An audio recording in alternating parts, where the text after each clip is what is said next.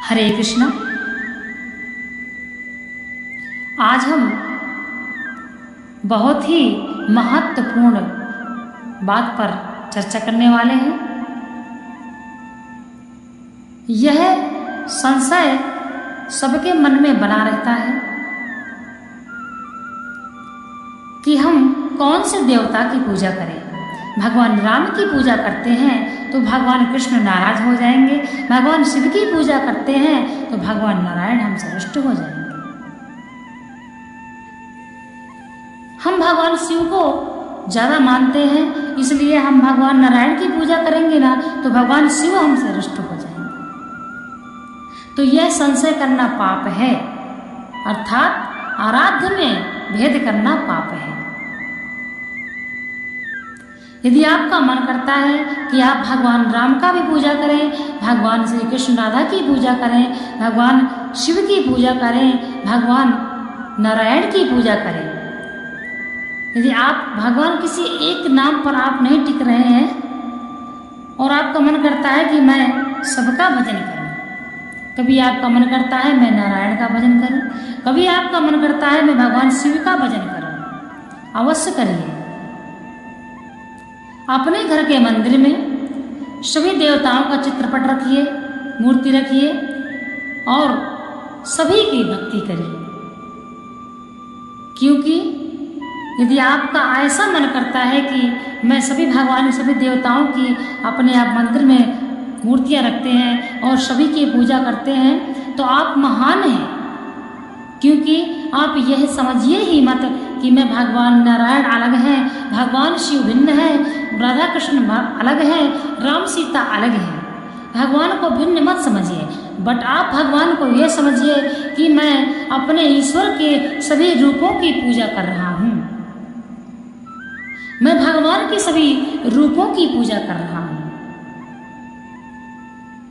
भगवान नारायण ने ही भगवान श्री कृष्ण का अवतार लिया और भगवान श्री राम भी भगवान नारायण का ही अवतार है।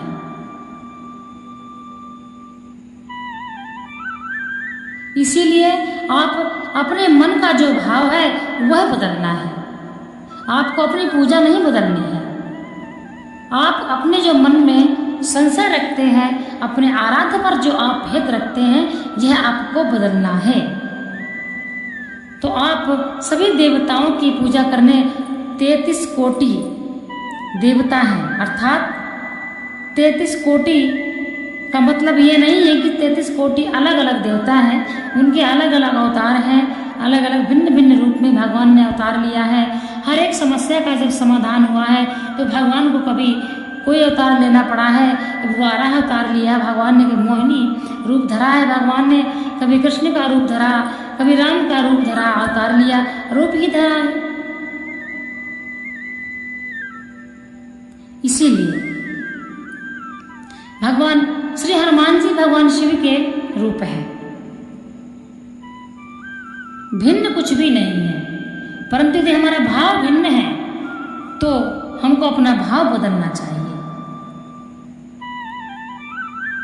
बहुत से ज्ञानी व्यक्ति भी यह बात कहते हैं कि आप भगवान राम को भी पूजते हैं, भगवान नारायण की भी पूजा करते हैं, भगवान शिव की भी पूजा करते हैं, राधा की भी करते हैं, कृष्ण भी की करते हैं, अलग अलग आप सबकी पूजा करते हैं, किसी एक की पूजा करो।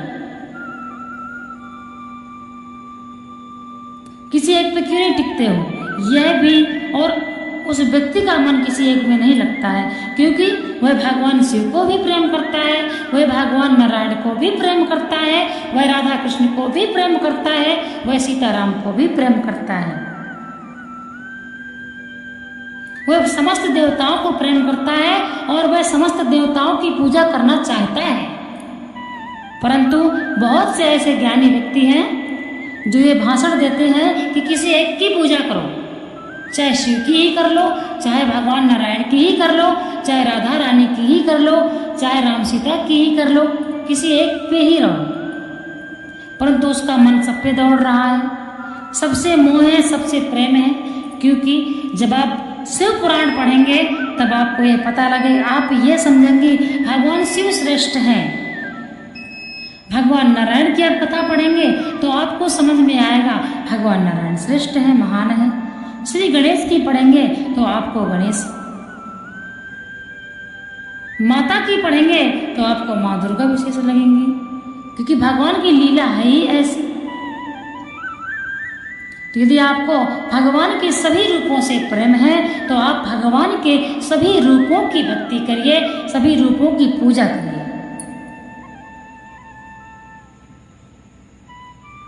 ईश्वर एक है, नाम अनेक है। इसलिए हम भी करते हैं, हम भी नारायण का जप किया तो भगवान शिव का किया, राधा रानी का किया, राम का किया, हनुमान का किया, हम भी सबका करते हैं। क्योंकि हमारा भी मन किसी एक देवी देवता में नहीं रहता है। हमको भगवान शिव से भी प्रेम है, हम शिव पुराण भी पढ़ते हैं, हम देवी भागवत भी पढ़ते हैं, हमको माता रानी से भी प्रेम है, हम भागवत भी पढ़ते हैं, इसलिए हम भगवान विष्णु से भी प्रेम करते हैं, और हम भगवत गीता भी पढ़ते हैं, इसलिए हमको भगवान श्री कृष्ण से भी प्रेम है। हम रामायण पढ़ते हैं, हमको भगवान राम से प्रेम है।